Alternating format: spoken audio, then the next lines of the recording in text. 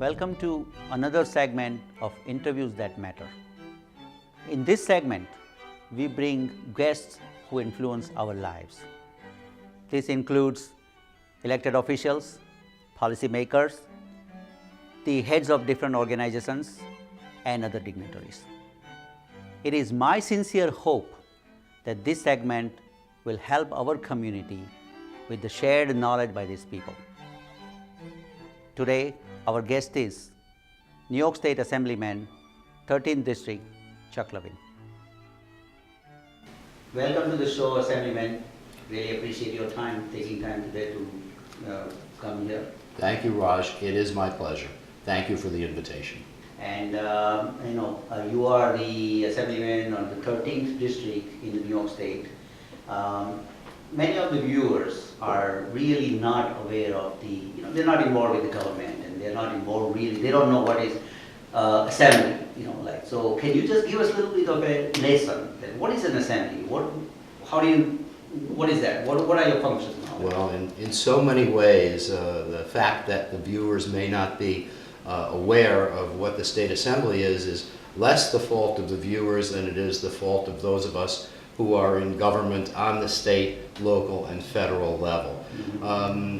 In the United States, in essence, our constitutional system, with which people from India are somewhat familiar, thanks to the common English heritage, involves us having not a parliament, but it involves us in New York State having a form of government very similar to the federal form of government. So we have an executive on the federal level, that's a president, and on the state level in New York, it's a governor. Our governor is now Andrew Cuomo. But a governor alone, just as a president alone, is not able to make legislation, not able to enact laws.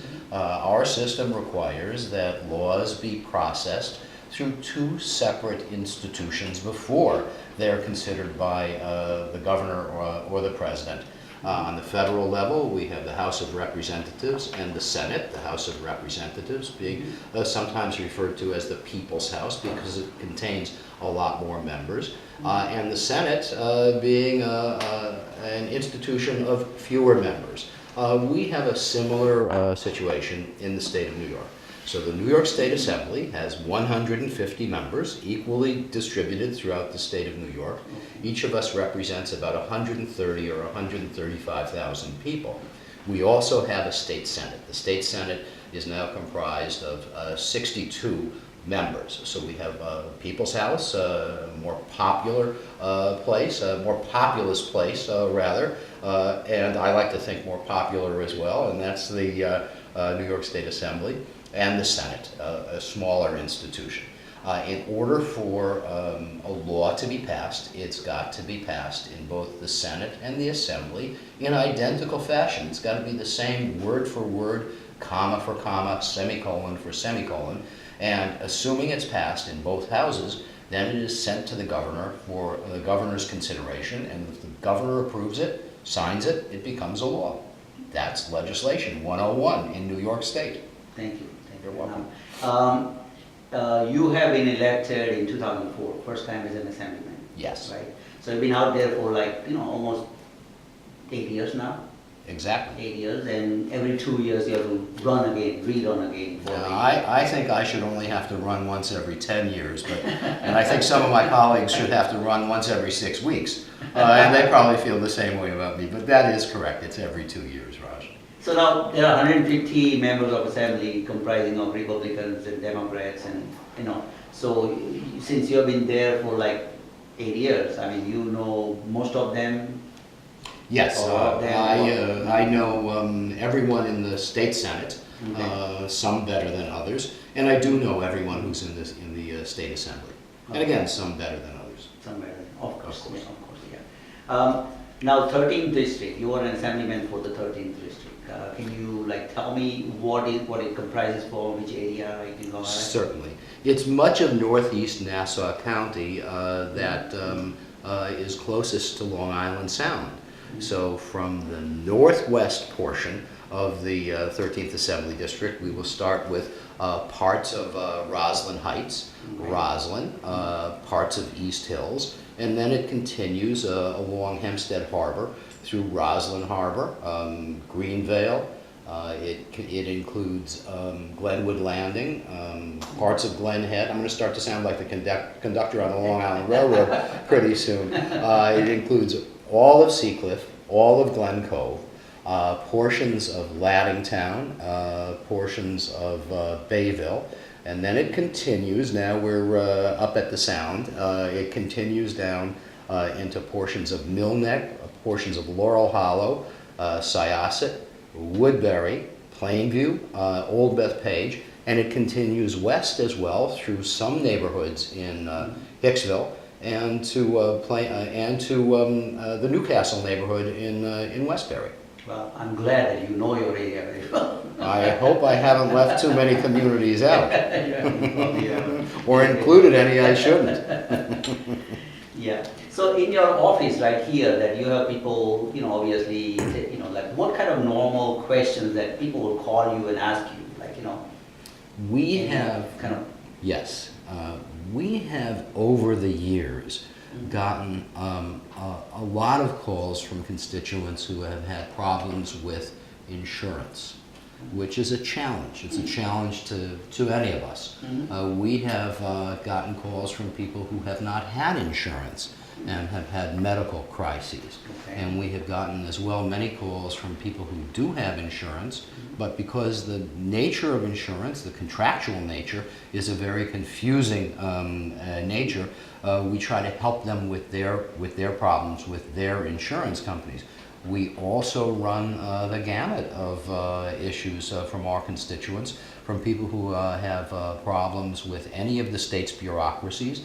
It could be the state tax department, the state liquor authority, the Department of Environmental Conservation, to any of the other agencies, Department of Labor. And we also have helped people who have had issues with some of the federal challenges that arise. We've helped people who've had issues with immigration, with federal taxation. We have been very, very fortunate over the years to have had some wonderful congressional partners in the House of Representatives, including Gary Ackerman, who is not going to run for office again. His office, yes, and he's a wonderful man, and his office has been tremendous help to us. So has Steve Israel's office, and so has Carolyn McCarthy's office been of great help to us, as have the offices of Senator Gillibrand and Senator Schumer.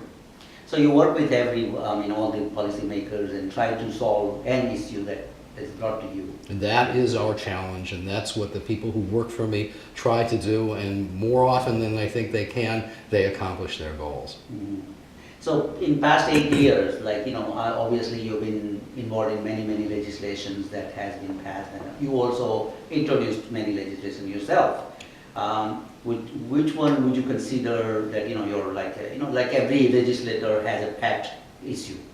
That's what my knowledge is basically. Well, you have good knowledge, and excuse me. So, from a pet issue point of view, there are two things I would consider. One is a bill that I have written that I would love to see passed, but it's a very, very difficult challenge. The other is a bill that I wasn't looking for. Several years ago, when Nassau County wanted to have so-called red light cameras, Right. Our former county executive, Tom Suozzi, asked me to carry the bill. Okay. Now, that was sort of, I thought at the time, a fool's errand or almost a suicide mission, because one of my colleagues had carried it for 18 years and gotten nowhere.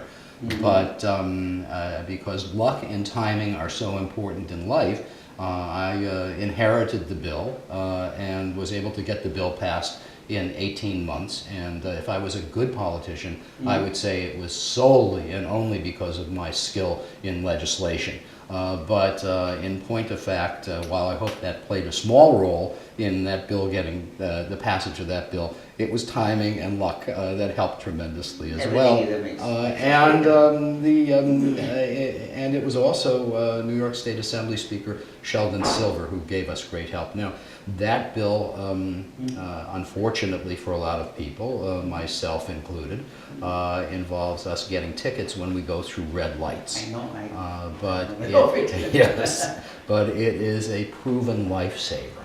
Not only is it a proven lifesaver, but it also generates 1% of Nassau County's budget. It has brought in approximately $30 million to Nassau County, which sorely needs the money. And while in all candor, had it simply been a matter of raising the money for the county and not the more important consideration of saving lives, I'd have been far less interested in as aggressive as having pursued the passage of that legislation as aggressively as I did. The second piece of legislation, which is not easy to get passed, involves criminal legislation. I was originally a public defender in New York City, and then I practiced criminal defense law on a relatively sophisticated basis for many years, primarily handling the cases of people who didn't have money to retain lawyers, so I did that on the federal and the state level. I was a member of panels to represent people who got assigned lawyers. But one of the things that so impressed me over the course of more than 30 years practicing criminal law, and I know that you're a lawyer as well. I don't know whether you ever did any criminal law. No. Well, one of the things that so impressed me was that when I first started as a legal aid attorney and public defender in New York City in 1972, the very first case I handled involved someone who was charged with possession of what was called a zip gun. Most people today, most young people have never heard the expression, and for those of us who are my age, we're so old we've forgotten the expression already, but a zip gun was a homemade gun. It was put together often with pieces of wood, with springs, and with sections of old-fashioned automobile antennas that used to telescope out of the automobiles. But they could be lethal, and they were always dangerous. So that was 1972. By 1975 or 1976, there was no longer a need for anyone to have a zip gun, because someone could have purchased what was then called a Saturday night special, a very inexpensive handgun on almost any one of the city's dangerous streets. Today, the amount of handguns that are in circulation in the United States and throughout the world, for that matter, is so great that almost anyone who wants to get their hands on one, whether they ought to have their hands on one or not, is able to do so in a relatively easy fashion. So my bill is one that involves extra penalties for those who possess illegal guns. And the idea is that any criminal who commits a crime while having access to a gun, or even having used a gun during the course of the commission of the crime, has to do whatever sentence they get on the underlying crime. Let's say it's a robbery. For the robbery alone, they have to get the prescribed sentence. Let's say, for example, it's 10 years. Right. Okay. Well, once they finish their 10-year sentence, they then have to serve another 7 years consecutively, simply for having had access to the illegal gun. Now, they can get out from under that extra 7-year sentence if they honestly disclose to the satisfaction of law enforcement the source of the illegal weapon. In our part of the metropolitan region, that's the New York City, New Jersey, Long Island, even portions of Connecticut, those who commit crimes with guns are getting those guns illegally. And they're getting those guns illegally through what's called the iron pipeline. This is a very sophisticated method of smuggling weapons from some of our neighbor states, such as Virginia and Texas, and some of the other states of the southern Midwest or the Old South, where anyone who wants can purchase any number of sophisticated guns per month. And those guns don't end up in collectors' closets those guns end up being discounted and then transported in these smuggling networks to those in New York State who want to use them illegally. So I think that if we can figure out a way to get intelligence or information about how those smugglers function, we'll be able to investigate and investigate, arrest, and prosecute them. And that will put a dent in the ability of people in this part of the country, that's criminals in this part of the country, to get their hands on these sophisticated weapons. It will also help us tremendously in terms of combating gangs, because gangs can only operate in secrecy. And if every time a gang member is arrested with a gun, the gang has to first begin to worry that that fellow is going to open his mouth, that's going to make it infinitely more difficult for the gangs to operate, and we will also, law enforcement, will get information and intelligence about how those gangs operate. Again, we'll be able to investigate, arrest, prosecute, and jail them, and make everyone safer. So this is something you're working on currently? Yes, I've carried this bill for many, many years. Oh, so is this something similar to, Assemblywoman Shimol is trying to do a micro-stamping on the gun? It's a separate bill? Two separate bills. And the concept with my colleague, my wonderful colleague, Michelle Schimmel's bill, is that her bill involves a stamp, actually an engraving, being placed on the cartridge of every bullet that's fired from well, they're primarily semi-automatic weapons these days. And so that when a police officer arrives at the scene of a crime, the officer will be able to gather up those spent cartridges, examine the engraving, and be able to, through a central registry, and that's where one of the problems lies, trace that gun back to the manufacturer, and trace that gun to whomever the gun was sold to. So that, which is a good piece of legislation. Well, Assemblywoman Shimol is also going to be our guest in future programs. Then she'll plug her own bills. There you go. Yeah, right. Now, I just wanted to ask you that, we are a South Asian community television station here, which includes Indian Americans, Pakistani Americans, Bangladeshi Americans. And I know that there's a large presence in your assembly district. Can you just give me some your opinion on the on our community, basically? What do you think of them, and how can obviously you already said that your office is can help in many different ways to them. So obviously I'm going to display the number, your office number, on the screen, so they can also take this down, and they can if they need any kind of help, they can also call your office. Certainly, Raj.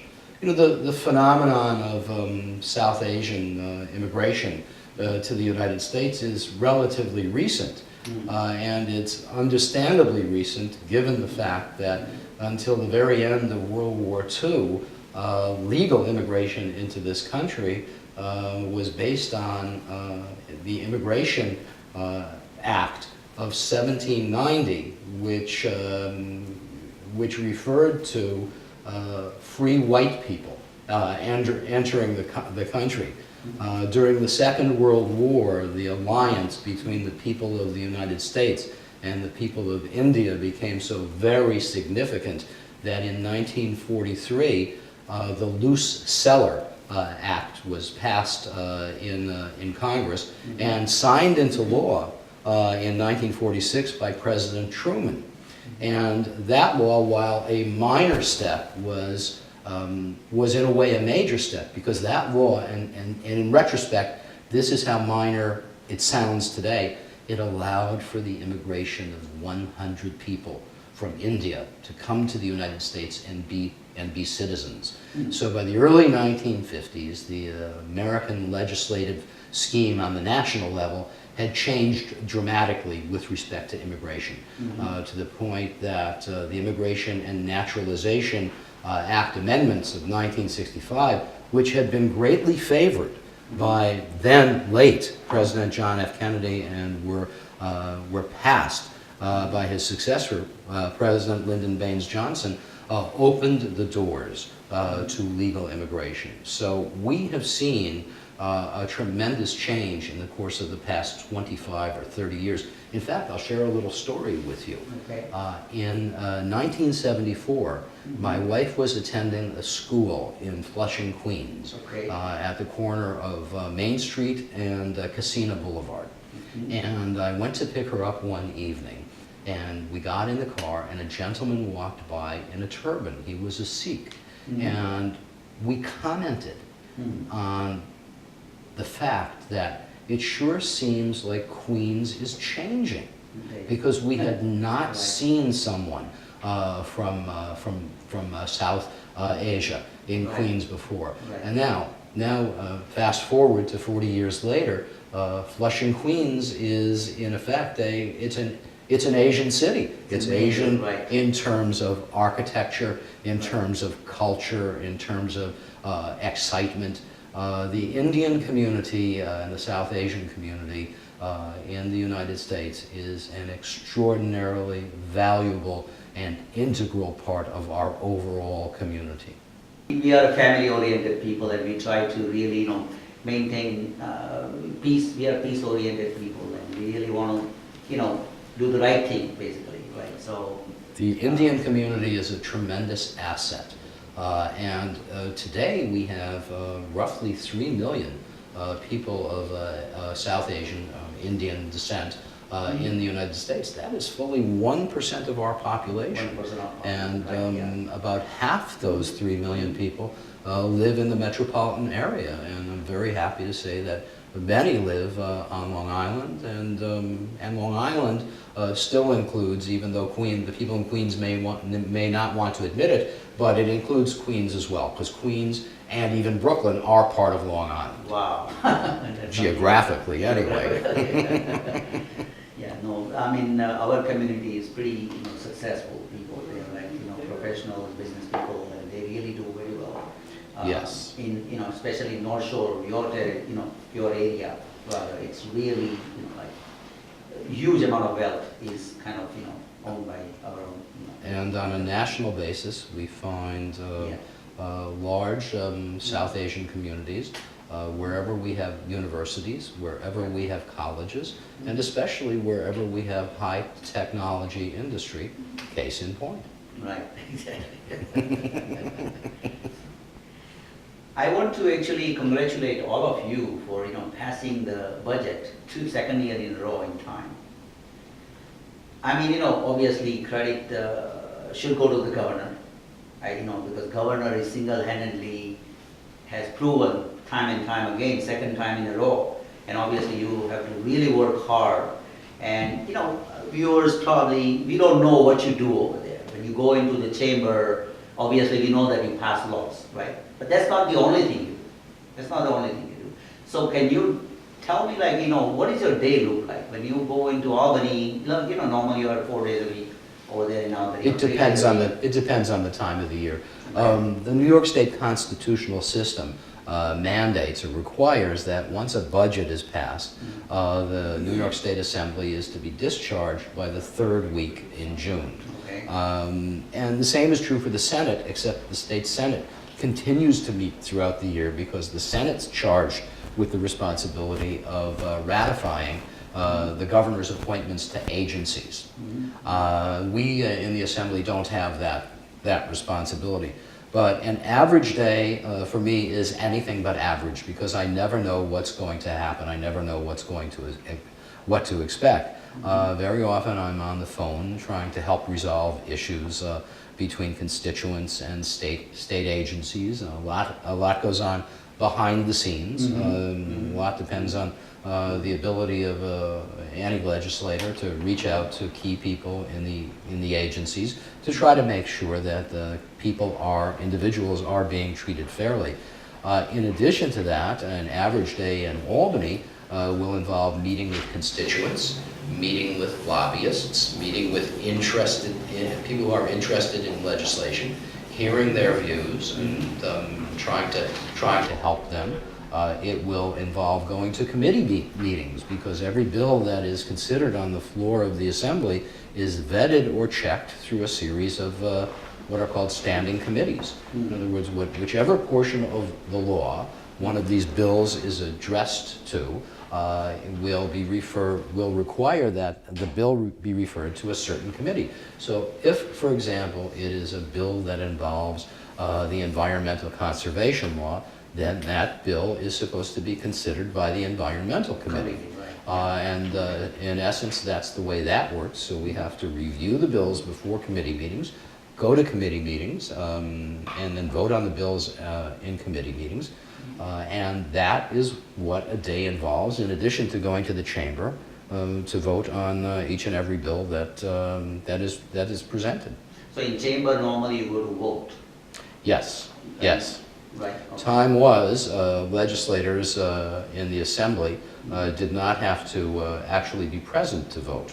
That changed in 2005 as a result of the election of several reform-oriented candidates to the Assembly in 2004, and I am one of those candidates. So before 2005, what happened was that any legislator could simply swipe his or her card into the computer, and they were registered as having voted yes on every single bill. So that made it quite convenient for members of the majority, but it didn't make it convenient for members of the minority, that would be the Republicans in the state assembly, because the Republicans actually had to be present, or anyone who wanted to vote no had to actually be present to press their button. Oddly enough, that system still is the system employed in the New York State Senate. Now, some may ask, why is it that the New York State Constitution requires that by the end of June, we all ought to be discharged? And the answer is that at the time the Constitution was written, many of the legislators were actually farmers. And they had to be able to get back to their farms in time for a late summer and for the harvest. Well, New York State now has close to 20 million people, and it is growing. And we have a budget of $133 billion. So we have a budget that is larger than the budget of many foreign nations, and we have a population that is also larger than the population of many foreign nations. It might be time for us to sit and consider, do we still need to have state government mandated by some ancient agrarian policy, especially given the fact that of the 2 or 3 people in the Senate or the Assembly who may be farmers. I think they're more along the lines of corporate farmers. I'm not sure any of them knows one end of a cow from another end of a cow anymore. So I think we will be working towards the day when New York State's legislative branch of government is able to function on more of a yearly basis, more similarly to what goes on in Washington, D.C. Well, I want to thank you, but before that, I want to ask you to give your final word to the community, to the viewers, if you can. Yes. America is a great nation because it never stays the same. It never has from the day it was founded, and with the help of God, it never will stay the same. The influx of new Americans from South Asia, from India, from Pakistan, makes us a better nation. It makes us a stronger nation. And for that, everyone who has come here, who participates, who stands as an American, no matter where they were born, deserves the thanks of a grateful community. Thank you so much for being here. Thank you, Raj. Appreciate it. My pleasure. If you have any comment, questions, please email me at rajmitv@gmail.com. See you next time. Until then, thank you.